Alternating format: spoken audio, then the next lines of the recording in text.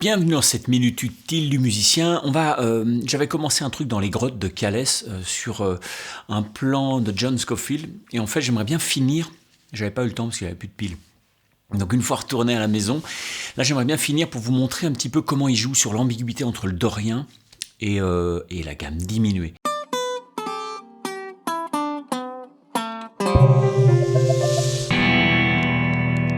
Parce que souvent, on n'utilise pas la gamme diminuée de façon modale, on l'utilise sur les cinquièmes degrés altérés. Bon, alors, voilà.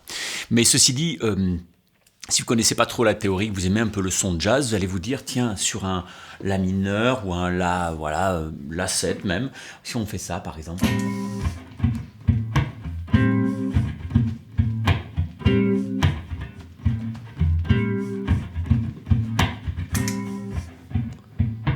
C'est bancal, j'ai les pieds carrés un peu.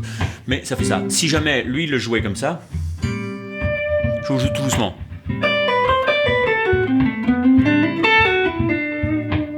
Ça c'est dorien en fait. Tout ça c'est des notes de dorien, c'est-à-dire on est en La mineur, d'accord ? Mais on le considère comme dorien. Ok, lui il fait. Et donc il peut le faire comme ça s'il veut le faire entendre diminuer. Je fais tout doucement.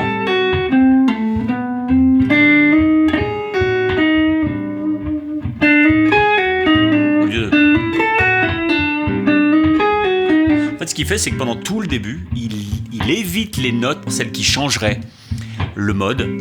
Il les évite, comme ça tu sais pas si c'est dorien ou si c'est diminué. Gamme diminuée, pas demi diminué. Le mode 1, gamme diminuée de La, c'est-à-dire un ton, un demi-ton, etc.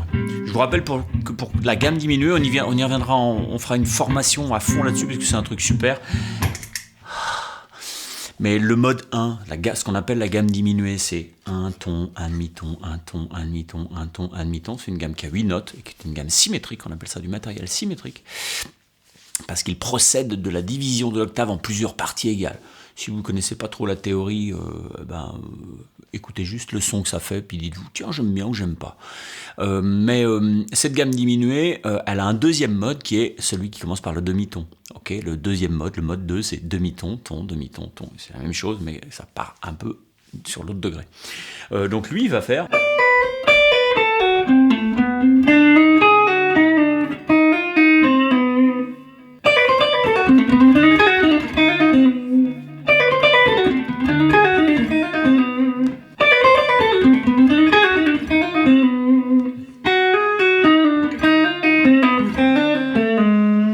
On est sur la gamme diminuée.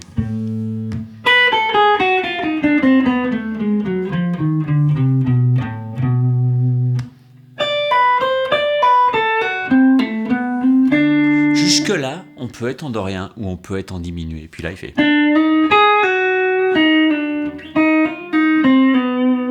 Ça, c'est intéressant, d'accord ? Si vous voulez, il faudrait voir l'autre vidéo qui expliquait déjà en dorien, d'accord ?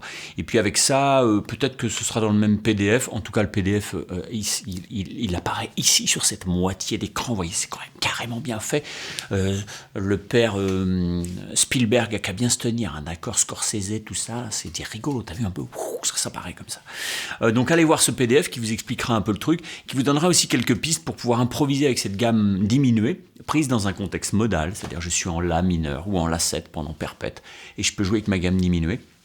On a déjà fait un peu au début de la série, on a commencé à regarder un petit peu ça. Mais là, c'était histoire de fignoler, parce que Scofield utilise très souvent une façon de jouer dorien.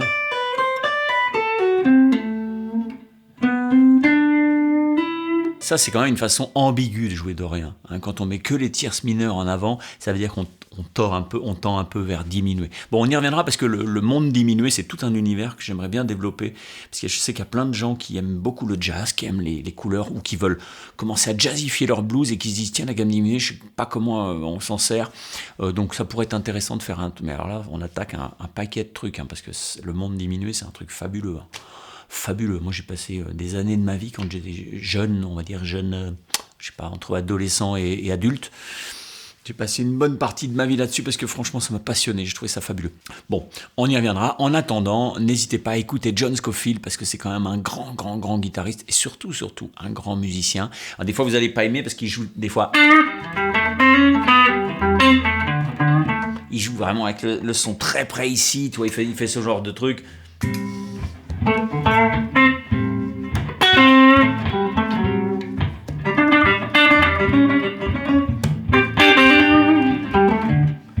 Très au fond du temps, et puis il a une tendance à jouer avec des sons véreux, il modifie vachement. Moi j'adore parce qu'il est très expressif. Je trouve que quand même c'est un des mecs les plus intéressants dans le jazz moderne. Ça veut rien dire, mais j'aime bien ce mot moderne, et c'est pour ça que ça s'appelle L'Oreille Moderne, mon site, parce que à peine t'es à la mode, que t'es déjà démodé, et à peine tu te crois moderne, que t'es déjà complètement has-been. Donc moderne, si j'avais pu m'appeler Jean-Paul Moderne, ça m'aurait bien plu, peut-être même moderne. Ça aurait été cool. Mais bon, je m'appelle Laurent Rousseau, c'est un peu la loose comme nom, mais c'est la vie. Voilà, n'hésitez pas à télécharger tous les PDF. Et puis allez voir les autres trucs parce que il y a une belle formation qui vous attend, la biomécanique du guitariste. Je vous en dis pas plus. Vous cliquez sur le plus dans la description, vous cliquez sur les liens, vous allez voir, ça vous présenter des trucs. Et bientôt il y aura d'autres trucs, plein. J'aime bien le mot truc aussi, moderne truc. C'est ça que j'aurais dû donner comme nom à ma chaîne. N'hésitez pas à cliquer sur la petite cloche une fois que vous êtes abonné, parce que comme ça vous êtes prévenu dès que je fais une nouvelle vidéo. Bye bye.